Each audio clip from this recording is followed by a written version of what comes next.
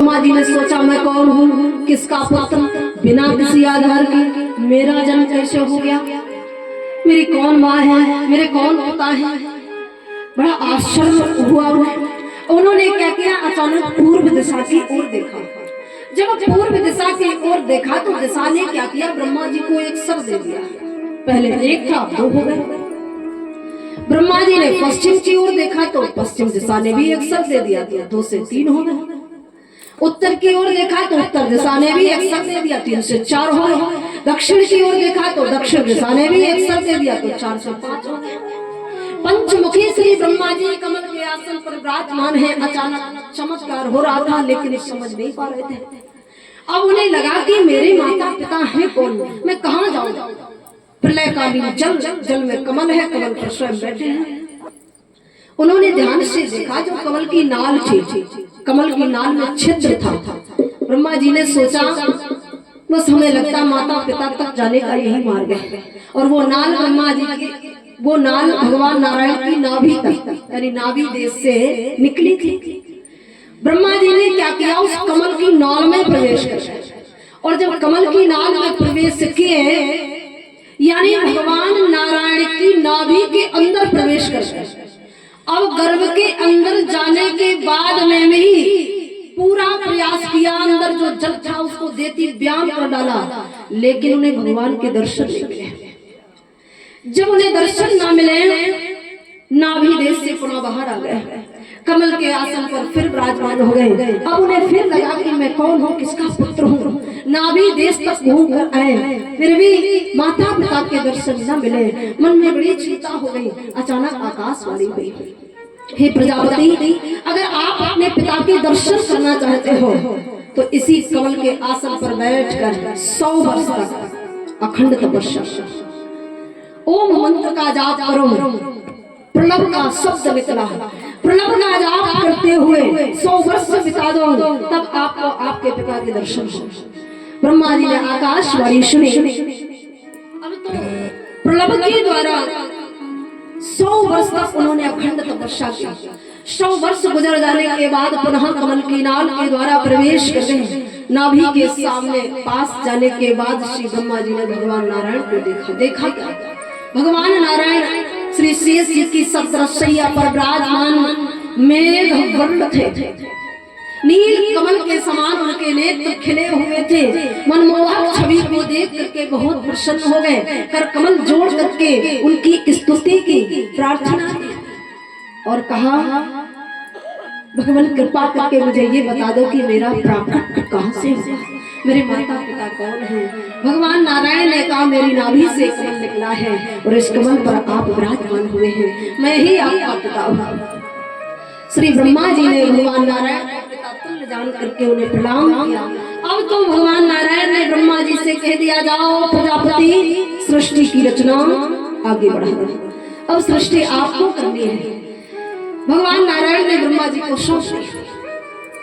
ब्रह्मा जी को पुनः कमल की नाल के द्वारा कमल के आसन पर आकर विराजमान हो गए। अब उन्हें लगा कि सृष्टि की रचना मुझे आगे बढ़ानी है, पर आगे रचना बढ़ेगी कैसे। एक समय की बात है, एक बार ब्रह्मा जी विचार ही कर रहे थे कि अचानक आकाशवाणी हुई। आकाश से आवाज निकली कि निराकार ब्रह्म के द्वारा कुछ ज्योतियों का निर्माण हो चुका है, ज्योति रचना हो चुकी है, इसलिए आपको शरीर रचना करनी है। आप कृपा करके शरीर रचना करें। और सबसे पहले संकाद ऋषियों की ज्योतियां उन शरीर में प्रवेश कर। श्री ब्रह्मा जी ने जब सुना तो उन्होंने अपने शरीर से नित्य परायण 4 ऋषि प्रकट किए कि सनकम च सनंदम च सनातनम था भवोत सनद कुमारम च मुनि त्रिसक्रियान उर्वरेद सनद सनंदन सनातन सनद कुमार 4 ऋषि प्रकट किए। ब्रह्म के द्वारा उनकी आत्माओं का निर्माण हो चुका था। जब ब्रह्मा जी के शरीर से नित्य परायण 4 ऋषि हो गए, अब तो ब्रह्मा जी को लगा कि सृष्टि तो मैं बहुत जल्दी आगे बढ़ा लूंगा। मन प्रसन्न हो गया, 4 बालक हो गए, सृष्टि आगे बढ़ जाएगी। ब्रह्मा जी ने बालकों से कहा, कृपा करके अब आप सृष्टि की रचना आगे बढ़ा दो। ऋषियों ने जैसे ही सुना तो उसी क्षण का पिताजी सृष्टि की रचना तो आगे बढ़ सकती है, लेकिन पहले मुझे एक वरदान चाहिए। ब्रह्मा जी ने कहा मांग लो, और जैसे ही कहा मांग लो, चारों बालकों ने वरदान मांगा। वरदान क्या मांग रहे हैं? कहा पिता मांग कि वे बोले प्रभु इतना वर दो, वे बोले प्रभु इतना वर दो, प्रभु ही के यश में सने रहे और माया ममता से बचे रहे, पांच ही बरस के बने रहे।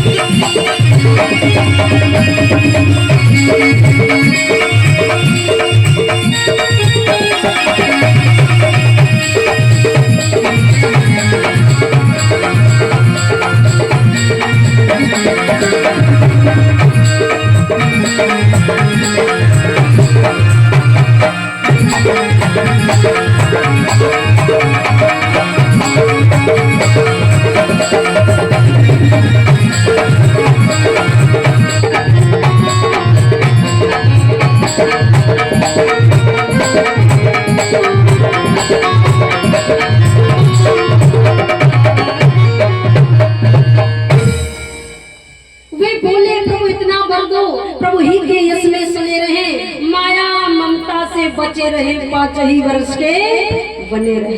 अवस्था सिर्फ 5 वर्ष की हो।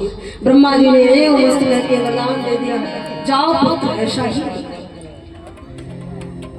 सनकाद ऋषि योगनिष्ठ महात्मा, अवस्था केवल 5 वर्ष की। आज भी ये बालक ही है। सनकाद ऋषि आज भी बालक ही है। ब्रह्मा जी ने सोचा, बड़ी मुश्किल से 4 बालक प्रकट किए। अब वरदान ऐसा मांग लिया कि अवस्था 4 वर्ष की हमेशा बनी, 5 वर्ष की हमेशा बनी रहे। बाल्यावस्था में रहेंगे तो रचना आगे कैसे बढ़ेगी? ब्रह्मा जी ने सोचा तो हमें ही सृष्टि आगे बढ़ानी पड़ेगी। एक समय की बात है, एक बार श्री ब्रह्मा जी कमल के आसन पर विराजमान थे और योग क्रिया कर रहे थे, यानी बाहर की रेचक वायु को इड़ा नाड़ी के द्वारा खींचकर सुषुम्ना नाड़ी में लीन करते थे और फिर पिंगला के द्वारा छोड़ देते थे। इड़ा, पिंगला और सुषुम्ना, यानी 16 बार प्रणव का उच्चारण करते हुए बाहर की रेचक वायु को खींचते हैं और फिर 64 बार प्रणव का उच्चारण करते हुए सुषुम्ना नाड़ी में उस वायु को रोक लेते हैं और फिर 32 बार प्रणव का उच्चारण करते हुए पिंगला के द्वारा उस वायु को छोड़ देते हैं। ब्रह्मा जी इस क्रिया को कर रहे थे। अचानक हुआ क्या, उनकी दोनों भवों के बीच से सुषुम्ना नाड़ी से एक नीली नीली आकृति का और अंगूठे के आकार का छोटा सा शिशु प्रकट हुआ और जैसे ही दोनों भवों के बीच से यानी मस्तक से एक छोटा सा शिशु निकला, प्रकट हुआ कि शरीर तुरंत पर्वताकार हो गया। और जैसे ही शरीर का आकार पर्वताकार हुआ, अब तो ब्रह्मा जी ने ध्यान से देखा। उस बालक ने पूछा, पितामह मैं कौन हूँ? मेरा क्या नाम है। ब्रह्मा जी ने कहा पुत्र प्रकट होते ही आपके शरीर का आकार बढ़ गया, पर्वताकार हो गए हो, इसलिए संसार के लोग आपको रुद्र नाम से पुकारेंगे। बोलिए रुद्र भगवान। रुद्र भगवान का प्राकट्य हुआ। रुद्र भगवान ने कहा पितामह मेरे और भी तो नाम होंगे। अवश्य आपके 10 नाम होंगे। कौन कौन से? श्री ब्रह्मा जी ने रुद्र भगवान से कहा कि मैन्यो मनो महान ध्वज उग्रेता भवकाल वामदेवो। आपके 10 नाम है मैन्यो, मनो, महीना, महान, शिव, ध्वज, उक्रेता, भाव, काल और वामदेव। ये आपके 10 नाम है। पत्नियां 10 ही होंगी। कौन कौन सी? घी, वृद्धि, उमा, उष्णा, नियुक्ति, शर्फी, इला, अंबिका, इरावती और सुधा। ये आपकी 10 पत्नियां होंगी। मेरे रहने का स्थान भक्तों के हृदय में, इंद्रियों में, प्राण में, वायु में, आकाश में, अग्नि में, जल में, पृथ्वी में, सूर्य में, चंद्रमा में और तप में। इतनी जगह आपका वास होगा। जाओ रुद्र, सृष्टि की रचना आगे बढ़ाओ। ब्रह्मा जी ने आदेश दिया और जब आदेश दिया रुद्र भगवान ने पिता का आदेश पाया। अब सृष्टि की रचना करने के लिए उद्यत हुए। रुद्र भगवान स्वयं शिव स्वरूप है और भगवान नारायण श्री ब्रह्मा जी, ये 3 शक्तियां हैं, सतोगुणी, रजोगुणी और तमोगुणी। भगवान नारायण रजोगुणी हैं, ब्रह्मा जी सतोगुणी हैं और भगवान शंकर तमोगुणी हैं। अब सृष्टि कैसी होनी चाहिए? सतोगुणी, रजोगुणी, तमोगुणी। सत, रज और तम सृष्टि 3 प्रकार की होनी चाहिए। यदि सारी सृष्टि सतोगुणी हो जाएगी तो सृष्टि का विधान बिगड़ जाएगा। यदि सारी सृष्टि रजोगुणी हो गई तो सृष्टि का विधान बिगड़ जाएगा और यदि सारी सृष्टि तमोगुणी हो गई तो सृष्टि का विधान बिगड़ जाएगा। इसलिए सृष्टि 3 प्रकार की होनी चाहिए। ब्रह्मा जी ने रुद्र भगवान से कहा तो रुद्र भगवान ने क्या किया? ब्रह्मा जी के कहने पर सृष्टि की रचना तो आगे बढ़ाई, लेकिन स्वयं तमोगुणी थे। जितने बनाए मरुद्र गढ़ बना करके तैयार किए, सबको तमोगुणी ही बना डाला। सब तमोगुणी, कोई किसी से कम नहीं। ब्रह्मा जी ने देखा सृष्टि की रचना तो आगे बढ़ी, लेकिन सब तमोगुणी हैं, एक दूसरे को मार मार करके खा रहे थे। ब्रह्मा जी ने सोचा ऐसी सृष्टि से क्या लाभ है। अब तो ब्रह्मा जी ने रुद्र भगवान से कहा है रुद्र कि ब्रह्मा बोले रुद्र अगर, ब्रह्मा बोले रुद्र अगर इस तरह अशांति प्रगटाओगे तो धर्म कर्म उड़ जाएगा और सृष्टि को व्यर्थ रचाओगे।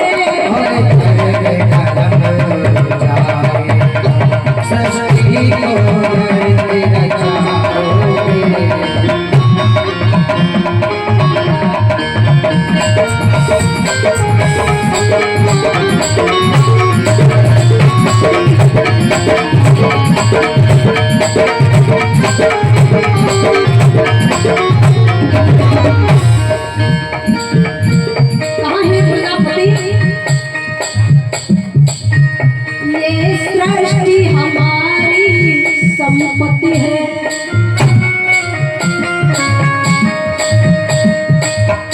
तापसी सृष्टि मत सृजन करो।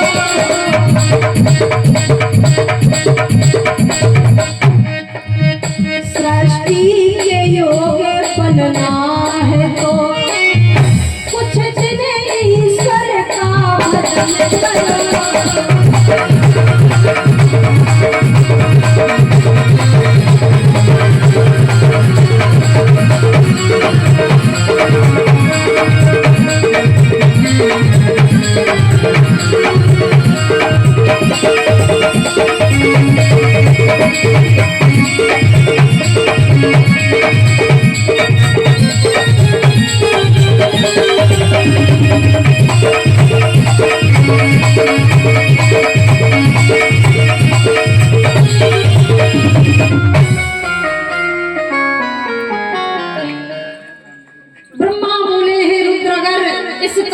अशांत प्रगटाओगे तो धर्म कर्म उड़ जाएगा, सृष्टि को व्यर्थ रचाओगे। ये सृष्टि हमारी संपत्ति है, तामसी सृष्टि मत सृजन करो, और सृष्टि के योग बनना है तो कुछ दिन ईश्वर का भजन करो। तपबल शंभु करे संहारा, तपबल शेष धरे वही भारा। तपस्या के बल से ब्रह्मा जी सृष्टि करता है, तप के बल से भगवान नारायण पालन करता है, और तपस्या के बल से ही भगवान शंकर संहार करता है। कहाँ जब तक तप नहीं करोगे तब तक सृष्टि के लायक नहीं बनोगे। अब तो ब्रह्मा जी ने सोचा हमें लगता सृष्टि तो हमें ही आगे बढ़ानी पड़ेगी। एक समय की बात है, एक बार श्री ब्रह्मा जी के पूरे शरीर के एक एक अंग में से एक एक पुत्र प्रकट होने लगा कि मारीचि अत्रि अंगृक्ष प्लहेत क्रतु भृगो वसिष्ठो दशम सा नारदः।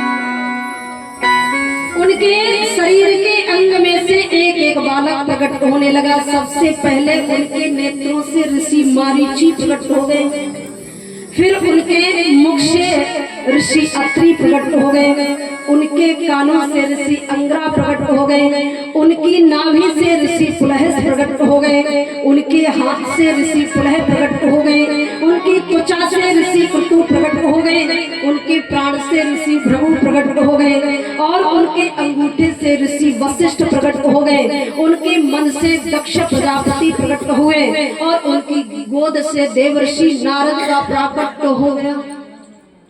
यानी 10 ऋषि शरीर के अंग में से निकले। मारीचि, अत्रि, अंगरा, पुलह, क्रतु, भृगु, वशिष्ठ, दक्ष, देवर्षि। 10 बालकों को प्रकट कर दिया। जब 10 बालक प्रकट हुए, अब तो ब्रह्मा जी को लगा सृष्टि की रचना आगे बढ़ चुकी है, अब रचना आगे बढ़ाना बहुत सहज है। अचानक हुआ क्या, ब्रह्मा जी की पीठ से अधर्म का जन्म हो गया। पीठ से अधर्म का जन्म हुआ, और जैसे ही उनकी पीठ से अधर्म प्रकट हुआ, ब्रह्मा जी ने अधर्म को देखा। अब मुख से निकला, ये तो अनर्थ हो गया। मुख से बाणी निकली तो उस बाणी के साथ देवी सरस्वती प्रकट हो गई। जब बाणी के साथ देवी सरस्वती प्रकट हुई, कमल नैनी देवी थी। देवी को ब्रह्मा जी ने जैसे ही देखा तो कमल के आसन को छोड़ करके खड़े हो गए, और जैसे ही खड़े हुए तो ब्रह्मा जी की परछाई से ऋषि कर्दम प्रकट हो गए। सृष्टि की रचना बड़ी तेजी से बढ़ने लगी। श्री सुखदेव जी भगवान कह रहे हैं राजन, अब ब्रह्मा जी ने क्या किया, भगवती सरस्वती जी को ध्यान से देखा तो उनका एक सर ऐसा जो सरस्वती जी को देख करके मोहित हो गया। जब उनका सर सरस्वती जी को देख करके मोहित हुआ, ब्रह्मा जी ने सोचा सृष्टि में प्रथम देवी सरस्वती प्रकट हुई।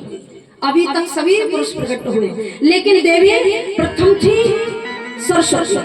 ब्रह्मा जी ने सोचा कि जिस प्रकार धृत के बिना, धृत माने घी और तेल के बिना दीपक नहीं जलाया जा सकता, उसी प्रकार नारी के बिना संसार नहीं चलाया जा सकता। सृष्टि में नारी और पुरुष दोनों होने चाहिए। सुखदेव भगवान कह रहे हैं राजन, ब्रह्मा जी का एक सब उनको देख करके मोहित हो गया। अब तो हुआ क्या, जो उनके शरीर से ऋषि निकले थे, ऋषियों ने देखा कि पितामह का एक सब तो भगवती सरस्वती जी को देखकर मोहित हो रहा है। ऋषियों ने कहा पितामह, जिस सृष्टि की रचना आप कर रहे हो ये कोई प्रथम रचना नहीं है, ये रचना है 28वीं।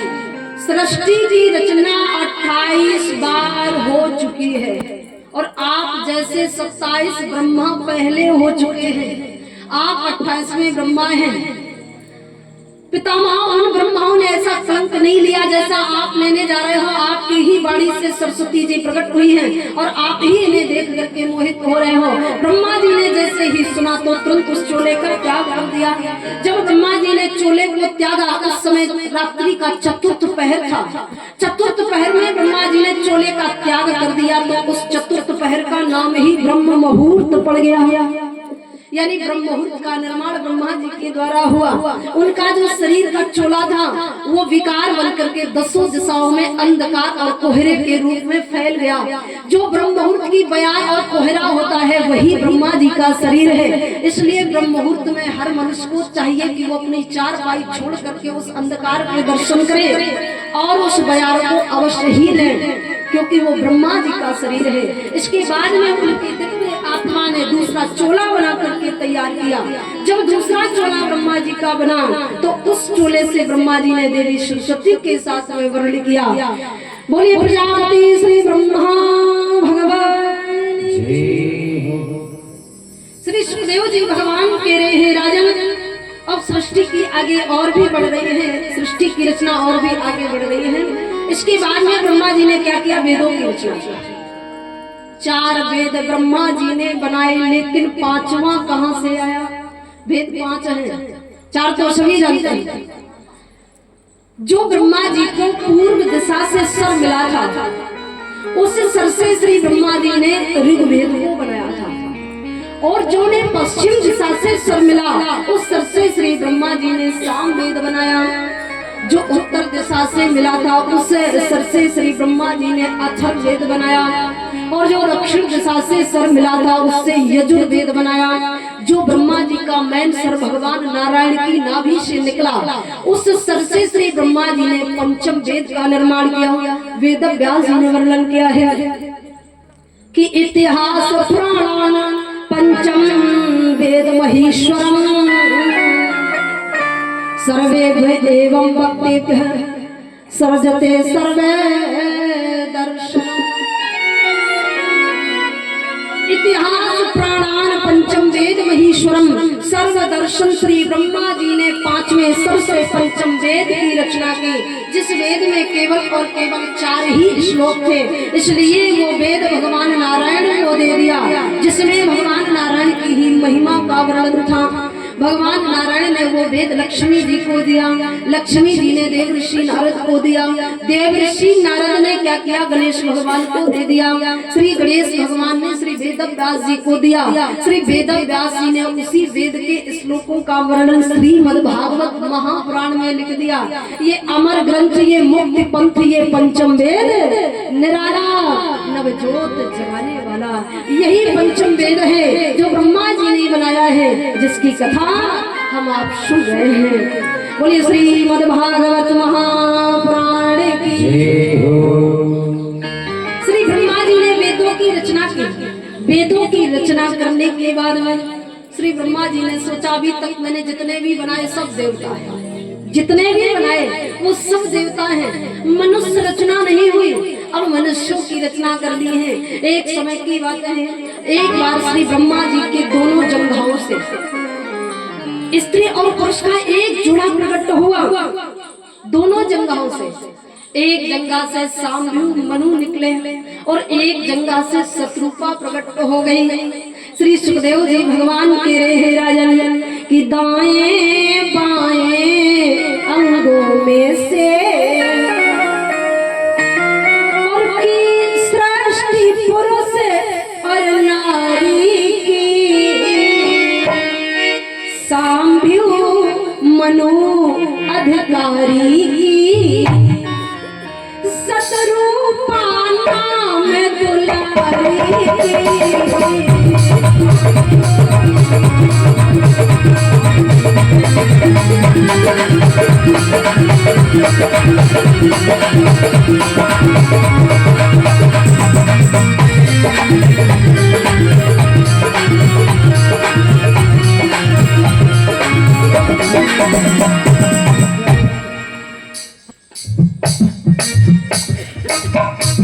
उन दोनों की माया ही से, उन दोनों की माया ही से संसार नजर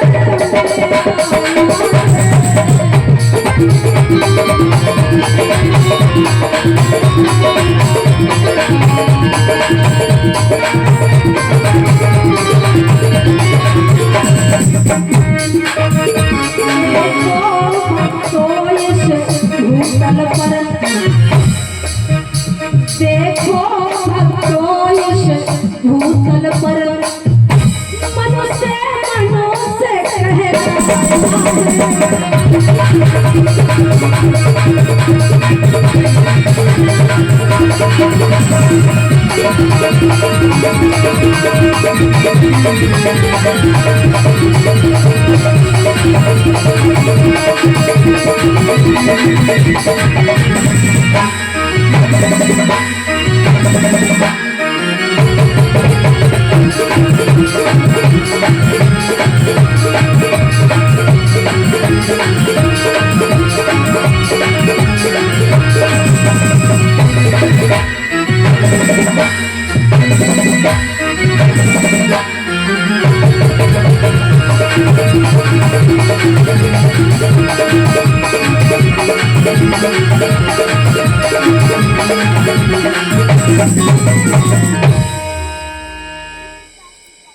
दाएं बाएं अंगों में से कि सृष्टि पुरुष और नारी की साम्य मनो अधिकारी की सतरूपा नाम दुलारी की।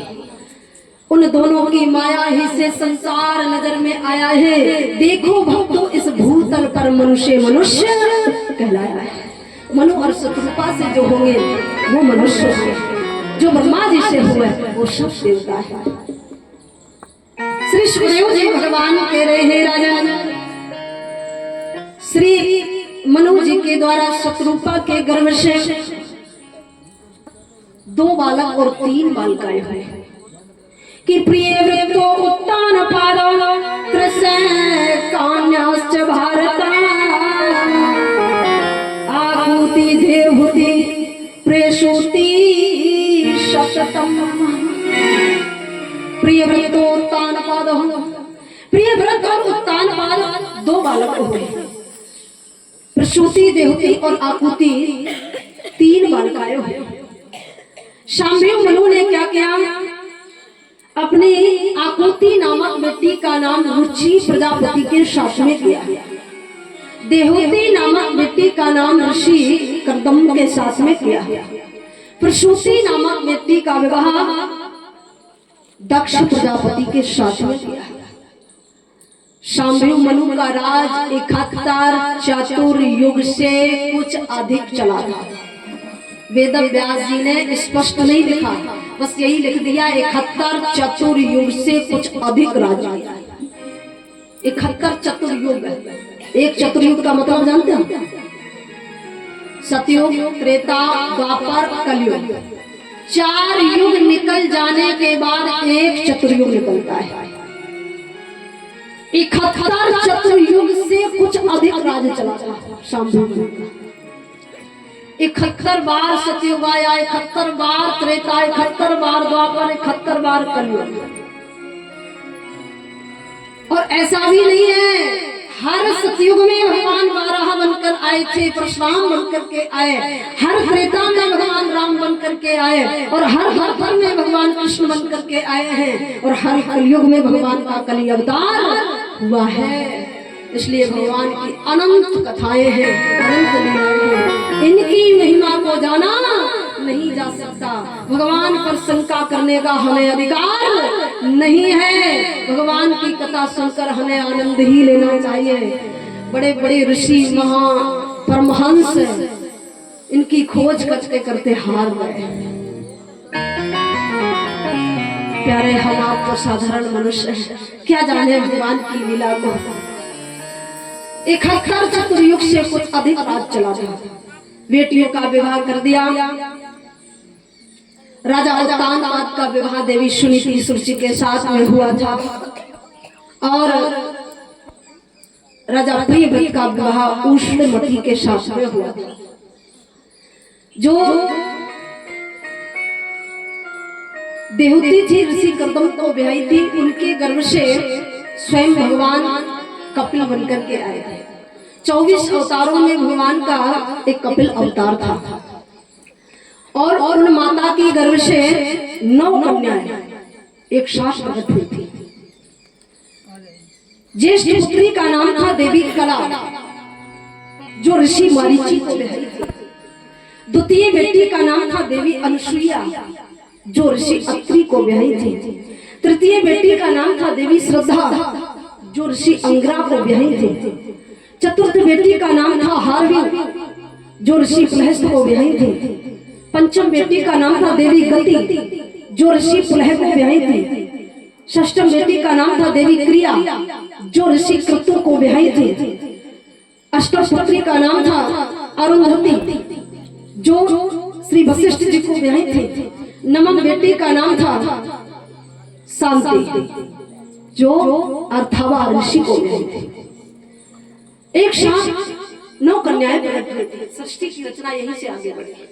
और जो इनकी बेटी प्रसूति थी वो दक्ष प्रजापति को ब्याही थी। उनके गर्भ से 60 कन्याओं का जन्म था, 60, जिसमें 27 कन्याएं चंद्रमा को विवाही थी, 27 कन्याएं, और 13 कन्याएं ऋषि कश्यप को ब्याही थी।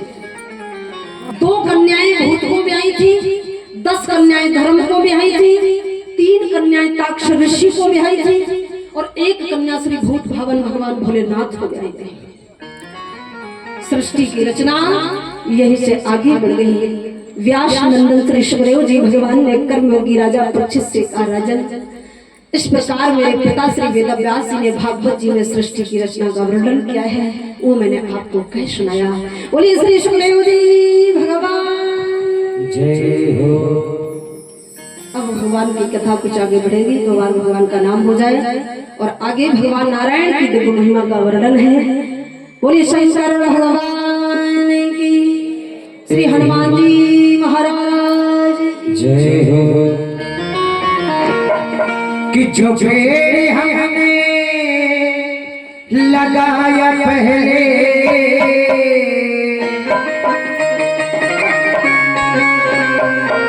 कि जो पेड़ हमने लगाया पहले, उसी का फल हम अब पा रहे हैं। कि रचा है सृष्टि को जिस प्रभु ने, वही है सृष्टि चला रहे हैं। जिस प्रभु ने, वही है सृष्टि चला रहे हैं। रचा है सृष्टि को जिस प्रभु ने, वही है सृष्टि चला रहे हैं।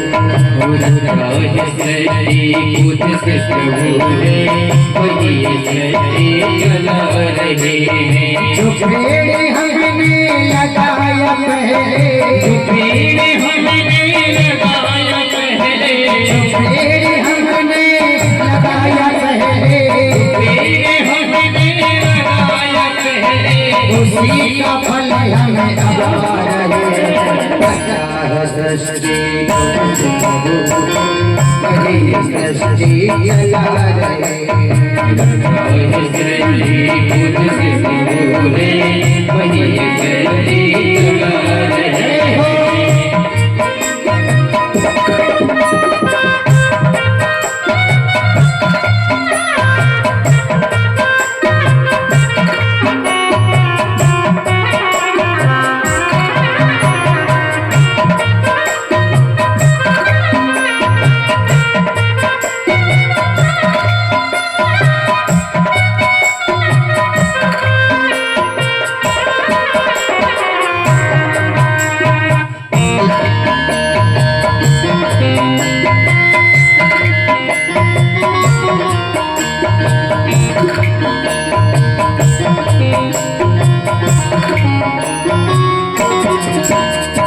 इसी धरा से शरीर पाए, इसी धरा में फिर सभी समाए, इसी धरा से शरीर पाए, इसी धरा में फिर सभी समाए।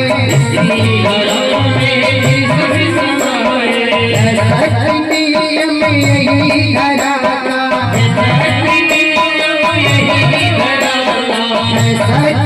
नियम यही धरा का, एक के आ रहे हैं एक जा रहे हैं सच्चा है सृष्टि जिस प्रभु ने वही सृष्टि चला रहे जिस प्रभु ने वही सृष्टि चला रहे हैं।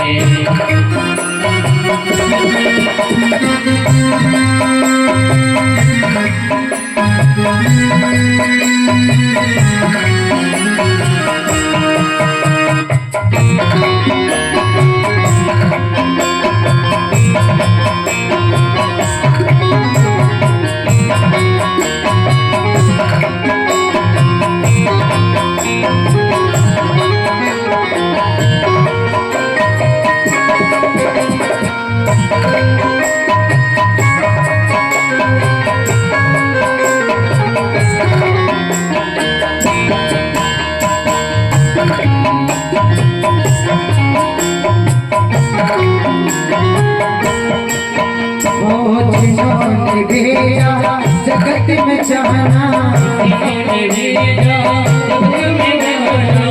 कर दिया लौट के फिर न आना कर दिया लौट के फिर से आना जो भेजने वाले हैं यहाँ पे जो भेजने वाले हैं यहाँ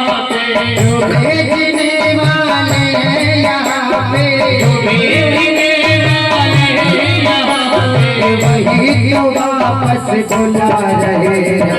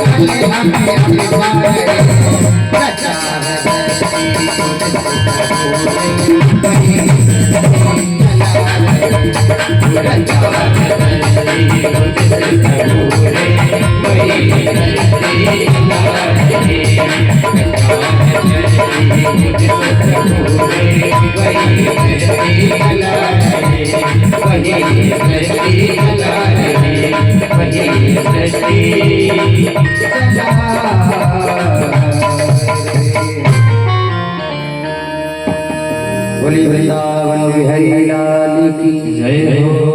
बोली श्री हनुमान जी महाराज की परम मंगलमयी पराभक्ति पराशक्ति भगवती भागीरथी गंगा के अद्भुत तट पर विराजमान श्री व्यास नंदन श्री सुखदेव जी भगवान श्री उत्तरानंदन कर्मयोगी राजा परीक्षित को पावन कथा सुना रहे हैं।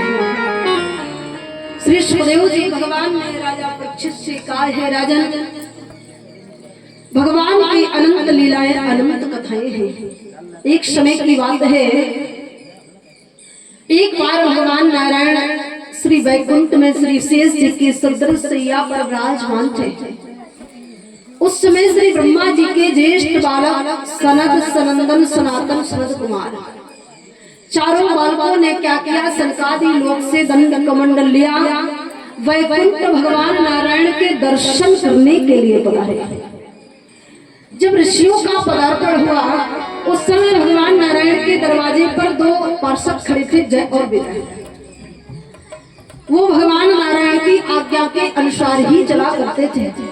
चारों ऋषि जब दरवाजे पर आए तो बिना आज्ञा के ही अंदर जाने की चेष्टा की, और जैसे ही बिना आज्ञा के अंदर जाने की चेष्टा की तो दोनों ने क्या किया, दरवाजा बंद कर लिया।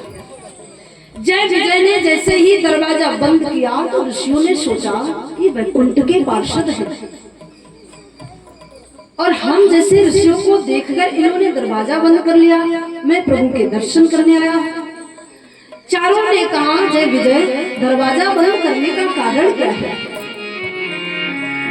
वो दोनों कहने लगे, ऋषियों, जब तक मेरे प्रभु की आज्ञा नहीं, भगवान का आदेश है तब तक मैं वैकुंठ में किसी को प्रवेश नहीं करने देता।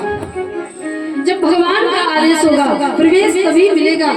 शनकाद ऋषि कहने लगे मैं ब्रह्मा जी का ज्येष्ठ बालक हूँ। अगर भगवान नारायण भी अपनी शत्रसैया को छोड़कर दरवाजे पर आ जाए तो वो भी मुझे अंदर जाने से मना नहीं कर सकते। क्यों? क्योंकि सृष्टि में सबसे पहले ब्रह्मा जी ने हमें ही बनाया। संपूर्ण सृष्टि में मैं उनका ज्येष्ठ बालक हूँ, मैं पूजनीय हूँ, इसलिए मुझे तो भगवान नारायण भी वैकुंठ में प्रवेश करने से मना नहीं कर सकते। और आपने हमें देखकर दरवाजा बंद कर दिया। जय विजय ने कहा मैं ये नहीं जानता हूँ कि बड़ा कौन है और छोटा कौन है। इस समय हम भगवान के पार्षद हैं। ये मेरा धर्म है कि बिना आज्ञा के किसी को अंदर नहीं जाने देना चाहिए। अब तो चारों ऋषियों को भयंकर क्रोध आ गया। जब ऋषियों को क्रोध आया तो ऋषियों ने जय विजय से कहा जय विजय आप वैकुंठ के पार्षद हो और न जाने भगवान ने किस पुण्य के कारण आपको अपना पार्षद बना लिया। आप तो वैकुंठ के पार्षद बनने लायक थे ही नहीं। जो ऋषियों का अपमान कर रहा हो भला वो भगवान का पार्षद हो सकता है? न जाने भगवान ने आपको अपना क्यों पार्षद बना लिया। आज ऋषियों ने क्या किया, क्रोध में आकर के जय विजय को श्राप दे दिया। और ऐसा श्राप दिया, एक जन्म नहीं, दो जन्म नहीं, 3 जन्म तक राक्षस कुल में जन्म भी मिलेगा तो राक्षस बनना पड़ेगा। और जन्म पीड़ा और मृत्यु पीड़ा दोनों सहनी पड़ेगी। जन्म रूपी बंधन में बंधना पड़ेगा, जीवन की यात्रा को तय करना पड़ेगा और मौत की पीड़ा सहनी पड़ेगी। ऐसा भयानक श्राप दिया कि जन्म में एक तुये कहो बखारी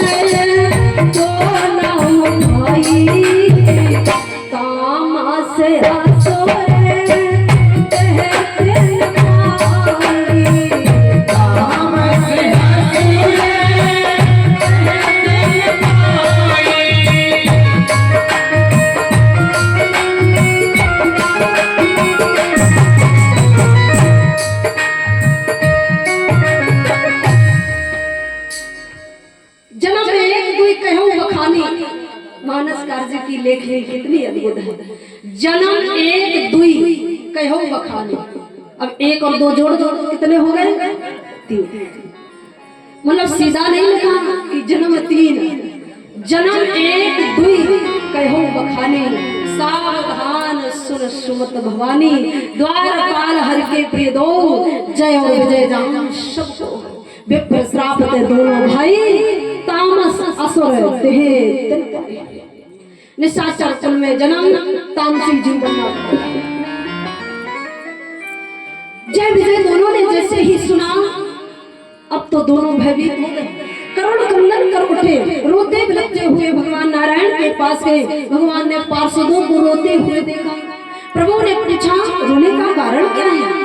दोनों कहने लगे प्रभु मैं क्या बताऊं, आज संसार ऋषि आपके दर्शन करने आ रहे थे और बिना आज्ञा के वैकुंठ में प्रवेश चाहा तो हम दोनों ने दरवाजा बंद कर लिया। ऋषियों ने क्रोध में आकर हमें भयानक श्राप दे दिया। क्या श्राप दिया? एक दो जन्म नहीं बल्कि 3 जन्म तक निशाचर कुल में जन्म मिलेगा, बार बार मृत्यु पीड़ा और जन्म पीड़ा दोनों शरीर। भगवान नारायण ने जैसे ही सुना तो कहा भक्तों अब श्राप को धारण करना पड़ेगा, क्योंकि ऋषियों का श्राप है। इस श्राप को उद्धार कर लो। अगर तुम्हें ऋषियों ने श्राप दिया है तो मैं तुम्हें वरदान देता हूँ, जाओ जब जब आप पृथ्वी लोक में निशाचर बन करके आओगे तब तब मैं अवतार धारण करूंगा और तुम्हारा उद्धार करने के लिए मैं स्वयं धरती लोक। भगवान ने वरदान दे दिया। बस यही तो है प्रभु का सानिध्य। संकट तो आ सकता है, संकट तो आ सकता है, लेकिन टालने वाले प्रभु हैं। हम पाप करने वाले हैं और भगवान पाप हरने वाले हैं। हमारा नाम पाप करने वाले और प्रभु का नाम है पाप हरने वाले। भगवान ने वरदान दे दिया।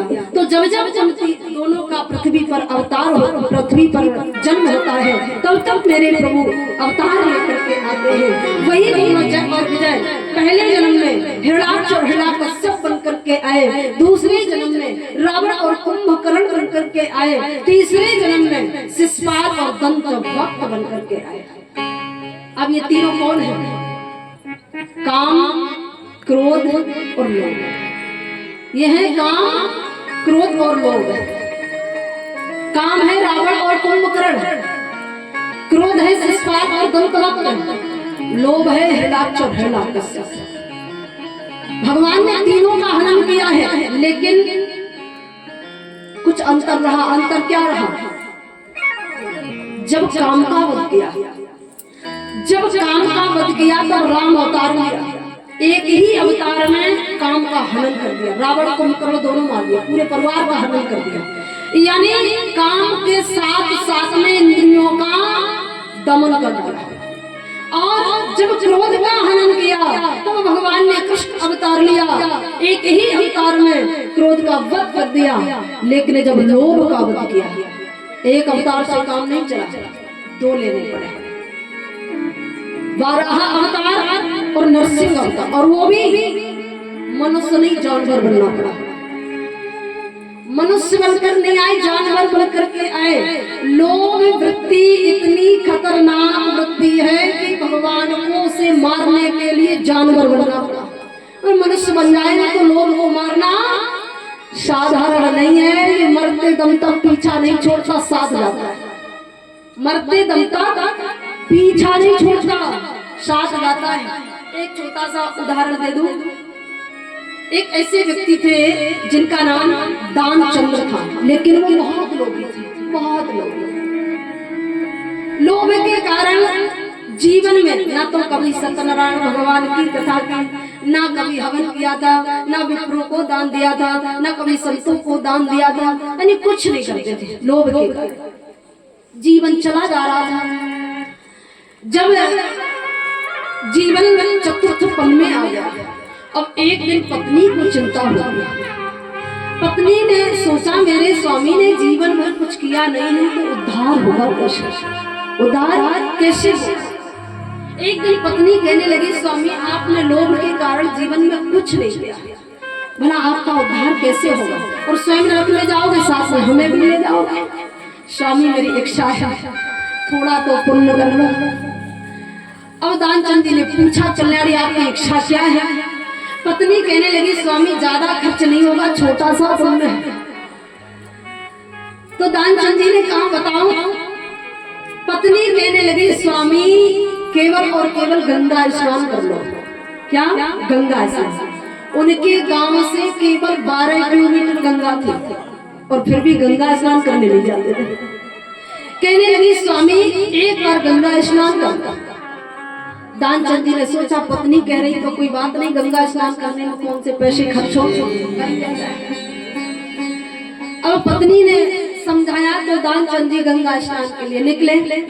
और जब गंगा स्नान के लिए निकले, नगर के बाहर रोड पर आकर खड़े हो गए।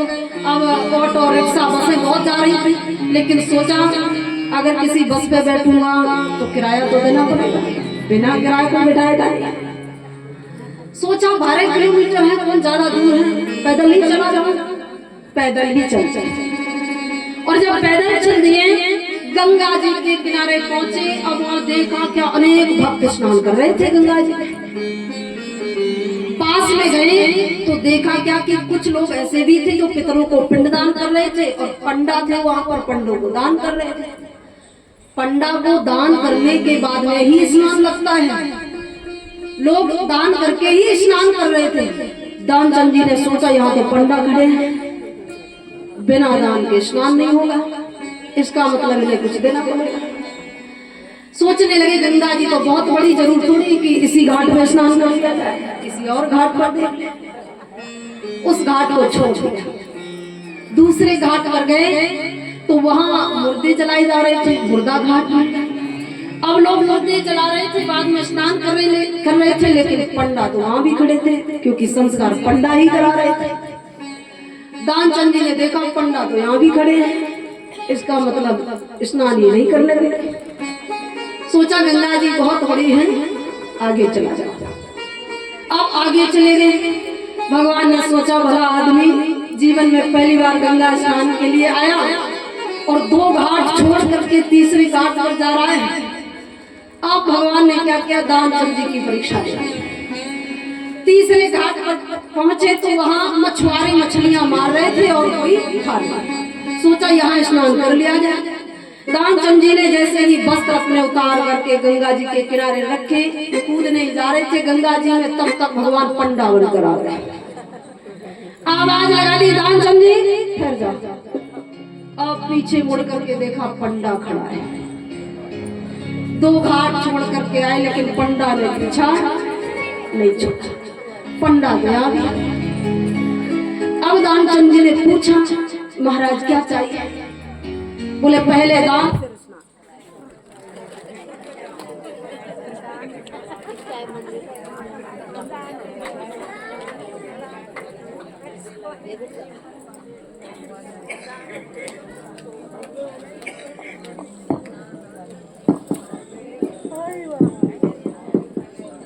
बोले वृंदावन बिहारी लाल की जय हो। पंडा महाराज ने कहा पहले दान बाद में स्नान। तो दानचंद्र जी ने कहा कि क्या दान लगेगा? अब भगवान तो जानते थे ज्यादा कुछ मांगूंगा तो स्नान भी नहीं होगा, जैसे आए हैं वैसे चले जाएंगे, इससे अच्छा थोड़ा मांग लिया जाएगा। भगवान तो कृपालु है। भगवान ने कहा बस ज्यादा नहीं, 1 टका दे दो, 1 टका। पहले पुराने जमाने में टका चलते थे, बोले 1 टका दे दो। दानचंद जी ने कुर्ता उठाया, जेब में हाथ बढ़ाया, इतने लोभी थे 1 टका भी नहीं निकला। जब नहीं निकला अब भगवान से कहा पंडा महाराज कृपा करके हमें क्षमा कर दो, टका मेरे पास है नहीं और मैं स्नान के लिए खड़ा हूँ, स्नान कर लेने दो। भगवान ने कहा दान तो देना पड़ेगा, बिना दान के स्नान होगा। तो दानचंद जी ने कहा कोई बात नहीं, उधार कर लो, किसी और दिन दे देंगे। भगवान ने कहा ये ठीक है, किसी और दिन दे देना, आज स्नान कर लो पर दान किसी और दिन दे देना। दानचंद जी ने स्नान कर लिया, गंगा जी से बाहर निकले, वस्त्र धारण किए, चल पड़े। पंडा महाराज उनके पीछे पीछे चल पड़े। दानचंद जी ने पूछा कहाँ जा रहे हैं? बोले टका उधार है, घर तक चलूंगा। आप सोचा पंडा तो बड़ा आनंद है, पीछा नहीं छोड़ेगा। भगवान उनके साथ घर तक आए। दानचंद जी अपने महल में प्रवेश कर गए और जाते ही रूम में लेट गए, बहाना बना दिया। कुछ देर में भगवान ने सोचा कि अब भी बाहर नहीं आए, कितनी देर में आए। भगवान जान गए कुछ करना पड़ेगा। भगवान ने क्या किया, घंटा घड़ियाल हाथ में था, उसको बजा दिया। जब घंटा घड़ियाल बजाई तो पत्नी के कानों में आवाज पड़ गई। पत्नी जान गई कोई पंडा बैठा है। पत्नी दरवाजे पर गई तो पंडा महाराज बैठे हुए थे। पत्नी ने पूछा भगवान कैसे आना हुआ? बोले आपके पति से मेरा 1 टका उधार है, मैं टका लेने आया हूँ। पत्नी अंदर गई, कहा स्वामी एक पंडा दरवाजे पर बैठा है और कह रहा है कि मेरा टका आपके पति से उधार है, मैं टका लेने आया हूँ। दानचंद जी ने पत्नी से कहा उस पंडे से कह दो मेरे स्वामी की तबीयत बिगड़ गई है और आप यहाँ से चले जाए। पत्नी बाहर गई, पंडा महाराज से कहा देखो स्वामी की तबीयत बहुत ज्यादा बिगड़ रही है, इसलिए आप कृपा करके यहाँ से चले जाए। अब भगवान से क्या छिपा था, भगवान तो सब जानते हैं। भगवान ने कहा कोई बात नहीं, अगर बीमार हो गए तो मैं कुछ वैद्य की क्रिया भी जानता हूँ, उन्हें बाहर तो लाओ। पत्नी अंदर गई, कहा स्वामी वो पंडा कह रहा है कि मैं वैद्य की दवा जानता हूँ, बाहर तो आ जाए। दानचंद जी ने सोचा हमें लगता आप पंडा नहीं मानेगा। अब की बार पत्नी से कहने लगे उस पंडा से कह दो कि स्वामी खत्म हो गए। अब पत्नी बेचारी कैसे कह रहे हैं, कहा स्वामी एक ही टका, अरे कह दो, कहने में क्या जा रहा है, कोई मर थोड़ी जाएगा। पत्नी दरवाजे के बाहर गई और पंडा महाराज से कहा क्या बताऊं स्वामी खत्म हो गए। और जैसे ही कहा स्वामी खत्म हो गए, आप भगवान ने घंटा घड़ियाल उठा ली और चल दी। पूरे नगर की गलियों में घंटा बजा बजा के आवाज लगाने लगे, दानचंद जी खत्म हो गए, दानचंद जी खत्म हो गए, दानचंद जी। पूरा गांव जान गया कि दानचंद्र जी आज चले, और पूरा गांव इकट्ठा हो गया, सब लोग दरवाजे पर आ गए। पत्नी ने देखा, दौड़ कर गई, स्वामी पंडा ने पूरा गांव इकट्ठा कर दिया है। अब तो दानचंद जी बड़ा चक्कर में पड़ गए। पत्नी से कहा अगर गांव के लोग अंदर आए मैं श्वास भी नहीं लूंगा और आप कुछ बोलना मत। पत्नी बोली ठीक है। नगर के लोग बेचारे अंदर गए, अब देखा चारपाई पर लेटे थे, श्वास भी नहीं ले रहे हैं। लोगों ने देखा कोई धड़कन देख रहा, कोई नाड़ी पकड़ रहा था। लोगों ने सोचा हमें लगता है इनकी ओम नमो नारायण हो गए। अब लोगों ने क्या किया, चारपाई से जमीन पर लेटा दिया। पत्नी चीखने चिल्लाने लगी। कुछ देर में नगर के लोगों ने क्या किया, विमान बनाना चालू कर दिया, विमान भी बन गया। अब लोगों ने विमान पर जब रखा, पंडा दरवाजे पर बैठा था इसलिए नेत्र खोल नहीं रहे थे। लोग उन्हें लेकर के चल पड़े तो पत्नी अचानक चिल्लाने लगी, एक टका के चक्कर में जा रहे हैं। पत्नी ने कहा कि एक टका के चक्कर में जा रहे हैं, लेकिन नगर के लोगों को टका के बारे में कुछ पता था नहीं, केवल पंडा जानता था। पत्नी बेचारी चिल्लाती रही, लोग उन्हें लेकर के चल चले, पंडा भी साथ गया। अब मुर्दा घाट पर लेकर के गई, वहां जाकर के चिता बनाकर तैयार की, पिंड इत्यादि दान किए गए, संस्कार किया गया। अब अग्नि संस्कार होने ही जा रहा था, भगवान ने सोचा एक टका के चक्कर में जिंदा जलाए जा रहे हैं। भगवान तो कृपालु हैं, वैसा दृश्य कहाँ देख सकते। भगवान ने नगर के लोगों से कहा लोग एक मिनट ठहर जाओ, मेरे पास में एक ऐसा मंत्र है, अगर मैं कान में फूंक दूंगा तो ये उठकर बैठ जाए।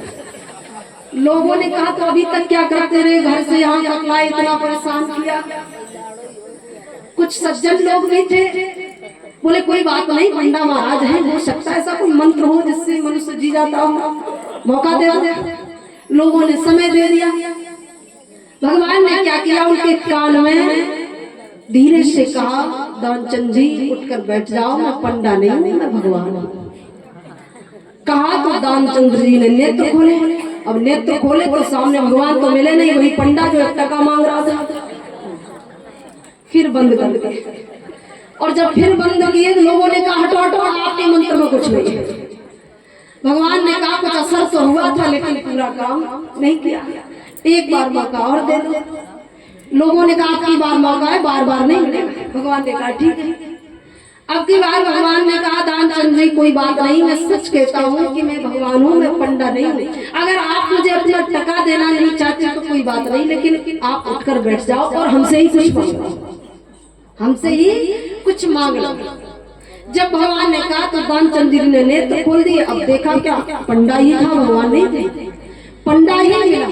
अब कहने पर उठकर तो बैठ गए। भगवान ने कहा मांगो क्या चाहते हो। दानचंद्र जी कहने लगे पंडा महाराज हमें कुछ नहीं चाहिए, बस मेरा एक टका छोड़ दो। भगवान को वो टका छोड़ना पड़ा। इससे कहते हैं लोभ है वृत्ति, ये मरते दम तक पीछा नहीं छोड़ती है, मरते दम तक साथ जाती है। काम क्रोध मद लोभ मद मत्सर, ऐसे ये विकार है, ये मरने से मरते नहीं है। जानते हो, अगर सत्संग रूपी जड़ी बूटी आपके पास में है, सत्संग रूपी जड़ी का अगर आप सेवन करते रहोगे तो आराम बनी रहेगी, मिटेंगे नहीं, आराम बनी रहेगी। टैबलेट जिस प्रकार खाने से बीमारी मिटती नहीं पर आराम रहता है, उसी प्रकार सत्संग रूपी टैबलेट अगर खाते रहोगे तो इनसे आराम बनी रहेगी, मिटेंगे नहीं। टैबलेट खाना बंद कर दिया जानी इनका पावर पूरा हो जाता है। इसलिए सत्संग रूपी टैबलेट जीवन में अति आवश्यक है, क्योंकि इनका कोई अंत नहीं है। बोले वृंदावन बिहारी लाल की जय हो। हिरण्याक्ष और हिरण्यकश्यप ये दोनों लोभ वृत्ति हैं। भगवान ने लोभ वृत्ति का हनन करने के लिए 12 अवतार और नरसिंह अवतार लिया। ये हिरण्याक्ष और हिरण्यकश्यप देवी दिति के गर्भ से प्रकट हुए थे। दिति और अदिति दोनों दक्ष प्रजापति की कन्याएं थी। ऋषि कश्यप को दोनों बहन थी, यानी देवता अदिति के गर्भ से प्रकट हुए और दैत्य दिति के गर्भ से। ये दोनों भाई भाई हैं, दैत्य और देवता। पिता एक है और माँ अलग अलग है, और वो भी दोनों माताएं एक ही पिता की संतान है। इसलिए ये दैत्य और देवता दोनों भाई भाई हैं। देवी दिति के गर्भ में हिरण्याक्ष 100 वर्ष तक रहा। 100 वर्ष माँ के ही गर्भ में रहा। 100 वर्ष बाद जब माँ के गर्भ से प्रकट हुआ तो प्रकट होते ही शरीर पर्वताकार हो गया, भुजाओं में उसके भयंकर खुजलान होने लगे। अब तो उसने तुरंत गदा उठाई, गदा लेकर के देवराज इंद्र की अमरावती में गया, देवताओं को ललकारने लगा, युद्ध करने की इच्छा हो गई। देवराज इंद्र ने देखा कि हिरण्याक्ष गदा लेकर के मेरी अमरावती में युद्ध के लिए ललकार आए हैं। देवताओं ने उसी क्षण हाथ जोड़ लिए, मेरे बस की बात नहीं है कि मैं आपके बहू की खुजलान मिटा दूं, कृपा करके आप नागलोक चले जाओ। वो गदा लेकर के नागलोक गया। नागराज को ललकारा तो उन्होंने भी इनकार कर दिया, युद्ध के लिए तैयार नहीं हुए। वरुण लोक गया तो पंछियों ने भी इनकार कर दिया, वो भी युद्ध के लिए तैयार नहीं हुए। यानी किंकरों के पास गया तो वो भी युद्ध के लिए तैयार नहीं हुए। कोई युद्ध के लिए तैयार न हुआ। उसकी भुजाओं में भयंकर खुजलान थी, इसलिए हिरण्याक्ष ने क्या किया, देवी पृथ्वी के तत्वों को निकाला।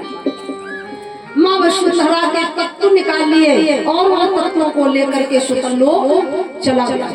जब पृथ्वी में कोई तत्व न रह गया तो माता पृथ्वी बंजर पड़ गई, यानी जो हरियाली थी वो सूख गई। जो सरोवर और कुएं थे उनमें जल सूख गया।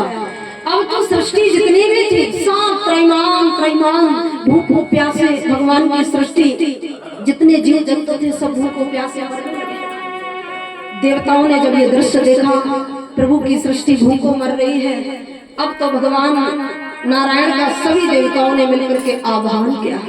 भगवान को पुकारा तो मेरे प्रभु ने क्या किया, सृष्टि की रक्षा करने के लिए 12 अवतार धारण किया। जो भगवान का 12 अवतार हुआ वो श्री ब्रह्मा जी की नासा छत्र से हुआ। परम आदरणीय श्री वेदव्यास जी ने वर्णन किया है कि इते विद्यायतो नासः विराट शैशंदशा वाराहतो तो निर्गः दंगुष्ठ परमाणुकः।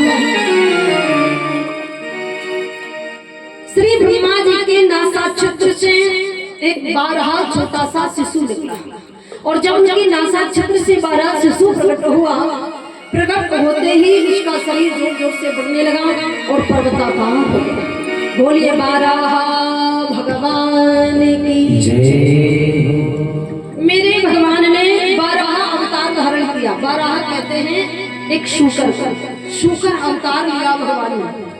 जब शूकर अवतार लिया, मेरे प्रभु ने अब क्या किया, गर्दन के बालों को हिलाते हुए भयंकर शिवनाथ करते हुए भगवान आगे बढ़े। शुक्ल लोक में जाकर के हिरण्याक्ष को भगवान ने ललकार दिया, और जैसे ही हिरण्याक्ष को ललकारा, अब तो हिरण्याक्ष ने देखा कि एक शूकर युद्ध के लिए मुझे ललकार रहा है, हिरण्याक्ष तुरंत अपने नगर से बाहर निकला। जल में ही भगवान बारह और हिरण्याक्ष में भयंकर युद्ध होने लगा। आज मेरे प्रभु ने ऐसा मल्लयुद्ध किया कि अपने थूथन के मार से उस हिरण्याक्ष की समस्त भुजाओं को तहस नहस कर डाला और इसके बाद में निज रूप लेकर के सुदर्शन चक्र का आवाहन कर दिया। जब निज रूप लेकर के सुदर्शन का आवाहन किया कि जल पर रख कर भूमि को खड़े हुए भगवान काट दिया सरदोष का चक्र सुदर्शन कान कबीरा चक्र सुदर्शन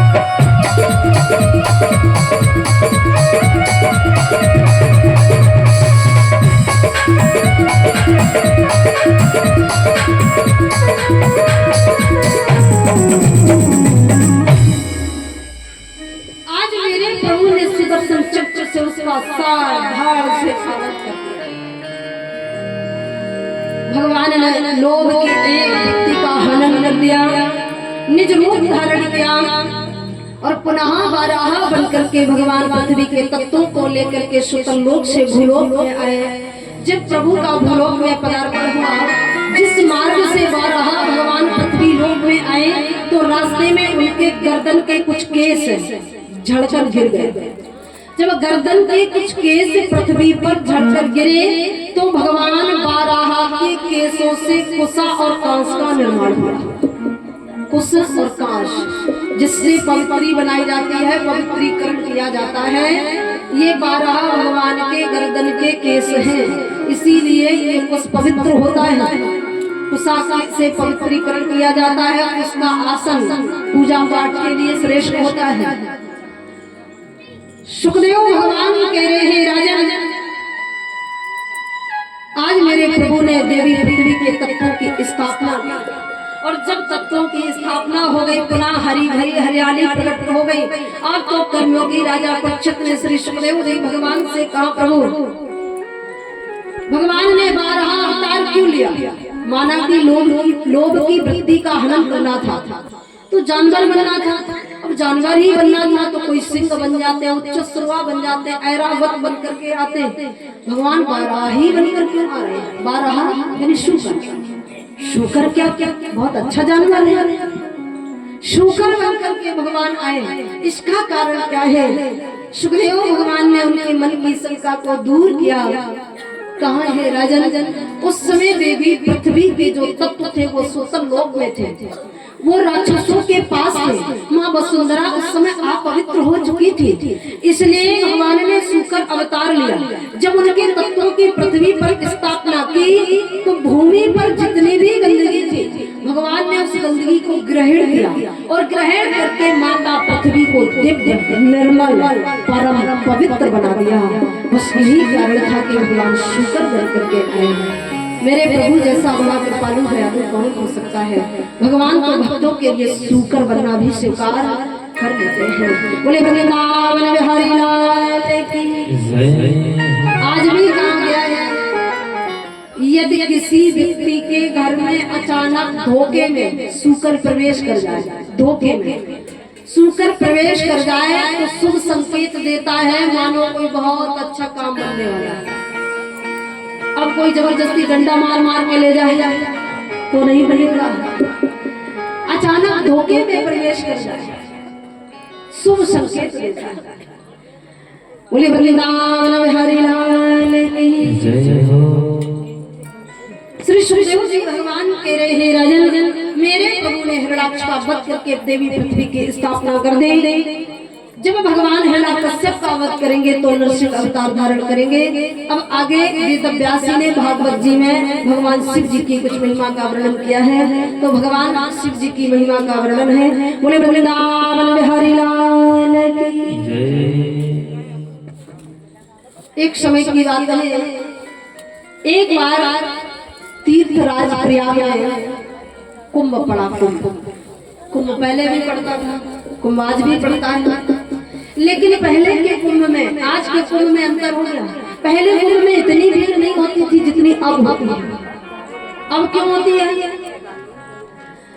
पहले लोग श्रद्धा से कुंभ स्नान के लिए जाया करते थे, और अब बोले कुंभ मेला लगा है, मेला देखने नहीं चलोगे। अब लोग मेला देखने जाते हैं, पहले श्रद्धा से कुछ भक्त ही जाते थे। एक समय की बात है, एक बार माता पार्वती ने भगवान शंकर से कहा, स्वामी कुंभ मेला में बहुत भीड़ है, क्या ये सब तर जाएंगे? भगवान शंकर कह रहे, कल्याणी भीड़ तो बहुत है लेकिन तरने कोई एक आया है। माता पार्वती ने कहा, स्वामी बड़ी अद्भुत बात है, इतनी भीड़ में कोई एक करेगा? अरे माँ गंगा में जो एक बार स्नान कर लेता है वो पापों से मुक्त हो जाता है, और आप मेरे घर में कोई एक आया है। कहा, कल्याणी अगर विश्वास ना हो तो फिर प्रैक्टिकल करके देख लिया जाए। माता पार्वती ने कहा, स्वामी अगर इतनी बड़ी बात है तो प्रैक्टिकल अवश्य करूंगी। भगवान शंकर माता पार्वती दोनों प्रैक्टिकल करने के लिए चल पड़े। जब प्रैक्टिकल के लिए निकले तो हुआ क्या, प्रयागराज के पास में आए तो भगवान शंकर ने क्या किया, एक बूढ़े जर्जर व्यक्ति का रूप धारण कर लिया। बहुत बूढ़े, शरीर में अस्थियों का ढांचा और चलने का साहस नहीं। माता पार्वती दिव्य सुंदरी, माता पार्वती शिव जी का कर कमल पकड़े हुए अस्थियों का ढांचा धीरे धीरे ले जा रही थी। रास्ते में हुआ क्या, गंगा जी की बालू में दलदल मिल गया। बालू का जो दलदल होता है, बालू का दलदल मिला तो भगवान शिव जी का पैर दलदल में फंस गया, और जब पैर फंसा तो माता पार्वती ने बहुत प्रयास किया उन्हें बाहर निकालने का, लेकिन जितना ही बाहर निकाल रही थी उतने अंदर जा रहे थे। अब तो माता पार्वती घबरा गई। मेला में भीड़ बहुत थी, अनेक भक्त स्नान के लिए जा रहे थे, अनेक लौट के आ रहे थे। अब माता पार्वती जोर जोर से आवाज लगाने लगी, कोई कृपालु हो, कोई दयालु हो, मेरे स्वामी को इस दलदल से बाहर निकाल ले। अब ऐसा तो था नहीं कि कोई वहाँ कृपालु ना हो, सभी कृपालु थे। लोगों को ऐसा लगा पूरा व्यक्ति फंसा है, निकाल लिया जाए। लेकिन जब कोई व्यक्ति शिव जी को निकालने के लिए पास में जाता था तो माता पार्वती कहती थी, मेरे स्वामी को वही स्पर्श कर सकता है जिसने जीवन में पाप न किए हो। अगर पापी कोई स्पर्श करेगा तो स्पर्श कर से ही जल जाएगा। इसलिए संकेत पहले ही दे रही है, वही स्पर्श कर सकता है जिसने जीवन में पाप न किया हो। अब लोग पास में तो जाते थे लेकिन हिम्मत नहीं करते थे। किसी को अपने आप पर भरोसा था ही नहीं कि हमने जीवन में पाप किया है या नहीं किया है। अनेक लोग सामने गए, किसी की हिम्मत नहीं पड़ी, और जब किसी की हिम्मत ना पड़ी, अब एक किसान खेतों में हल चला रहा था, उसे अचानक याद आ गई आज तो कुंभ स्नान है, मैं स्नान करने नहीं गई। उसने हल खेतों में ही छोड़ दिया, कुंभ स्नान के लिए चल पड़ा। माता पार्वती ने उस किसान को देखा, वो गंगा स्नान करके लौट कर आ रहा था। जब लौट कर आ रहा था तो उस समय माता पार्वती ने आवाज लगा दी, कोई कृपालु दयालु हो मेरे पति को दलदल से बाहर निकाल दे। किसान ने सुन लिया, किसान तुरंत पास में गया। माता पार्वती ने कहा मेरे स्वामी को वही स्पर्श कर सकता जिसने जीवन में पाप न किया। अब किसान भी दूर खड़ा हो गया। किसान ने सोचा कि मैंने कब पाप किया है। अब उसने मन की मशीनरी को चालू किया। जब जब उसे याद थी तब तक उसने याद किया कि मैंने कब पाप किया, कब नहीं किया, कब पाप किया, कब नहीं किया। अब ऐसा तो कोई है नहीं जिससे पाप ना हुआ हो। किसी से जानकर होता, किसी से भूल कर होता, पाप तो सभी से होते हैं। लेकिन कारण क्या था, किसी को गंगा जी पर विश्वास नहीं था। उस किसान ने सोचा जीवन में पाप तो हुआ है जाने अनजाने में, लेकिन इस समय में गंगा स्नान करके आ रहा हूँ और गंगा स्नान करने से पाप धुल जाते हैं। वहां से यहाँ तक आने में हमसे कोई पाप नहीं हुआ है। तुरंत उसने भगवान शंकर को पकड़ लिया और पकड़ करके दलदल से बाहर निकाल दिया। भगवान शिव जी निज भेष में आ गए। बोले कहो कल्याणी, भीड़ तो बहुत है पर तरने तो कोई एक आया था। तो ये सच है, विश्वास ही ईश्वर दर्शन है। विश्वास नहीं तीर्थों का भी फल नहीं मिल सकता। अगर विश्वास है तो अवश्य ही पाप धुल जाएंगे, इसमें कोई संशय नहीं है। बोले वृंदावन हरि लाल की जय हो। प्रयागराज में कुंभ है, उस कुंभ के अध्यक्ष थे भगवान शंकर। यानी जो अध्यक्ष हुआ करते हैं, अध्यक्षों के हाथ में जमीन बांटने का कार्य होता है। जो संत लोग अपने अखाड़े ले जाते हैं, मंडलेश्वर महामंडलेश्वर अखाड़े जाते हैं, तो अखाड़ों का जब खालसा लगाया जाता है तो भूमि बांटने का काम जो संतों के अध्यक्ष होते हैं उनके हाथ में होता है। उस समय भगवान शंकर कुंभ के अध्यक्ष थे। शिव जी ही जमीन बांट करके सब संतों को दे रहे थे। अनेक संत वहां पधारे हुए थे। दक्ष प्रजापति का भी एक खालसा लगा हुआ था। दक्ष प्रजापति जब संत और देवताओं की सभा में आए तो हुआ क्या, संतों ने दक्ष प्रजापति को प्रणाम किया। देवताओं ने भी उन्हें सम्मान दिया क्योंकि ये ब्रह्मा जी के पुत्र हैं और प्रजापतियों के प्रजापति हैं, इसलिए देवता और ऋषि सब उनका सम्मान किया करते थे। और सभी ने दक्ष प्रजापति का सम्मान किया, लेकिन भगवान शंकर आसन पर बैठे थे। बैठे के बैठे ही रह गए, आसन को छोड़कर खड़े नहीं हुए। जब खड़े ना हुए तो दक्ष प्रजापति को लगा कि सभी देवता हमारा सम्मान कर रहे हैं, पर शिव जी अब भी बैठे और छोटी पुत्री सती शिव जी की वही विवाह थी। ये पुत्र स्वरूप थे दक्ष प्रजापति के। सोचा जब शिव जी ही मेरा सम्मान नहीं करेंगे तो देवता कैसे करेंगे। अब तो दक्ष प्रजापति को बड़ा क्रोध आ गया। भगवान शंकर के लिए उस सभा में दक्ष प्रजापति अनेक बातें कर उठे। एक दिन नहीं, अनेक। न घर, न मकान, न कुल, न खानदान, न माता का पता, न पिता का पता, और बीहड़वन में रहने वाला, बागांबर धारण करने वाला, पूरे शरीर में भस्म का लेपन करने वाला, दिगंबर भेषधारी, ऐसे महात्मा को मैंने अपने बेटी विवाह करके अच्छा नहीं किया। अनेक बातें कह डाली। अब सब तो सुन रहे थे, लेकिन नंदी जी से नहीं सुना गया। सबने सुन ली निंदा, पर नंदी जी भगवान शिव जी की निंदा कहाँ सुन सकते हैं। श्री नंदी जी से नहीं सुना गया। नंदी जी ने तुरंत आसन अपना छोड़ दिया। आसन छोड़ करके खड़े हो गए। ऐ दक्ष प्रजापति, आप देवताओं के लिए भले ही प्रजापतियों के प्रजापति हैं, लेकिन मेरे भोलेनाथ का आपने अपमान किया है। इस संत सभा में आप एक बकरे की तरह बकबक करते चले जा रहे हो। जाओ, एक समय वो आएगा तुम्हारा सर ही बकरे का हो जाएगा।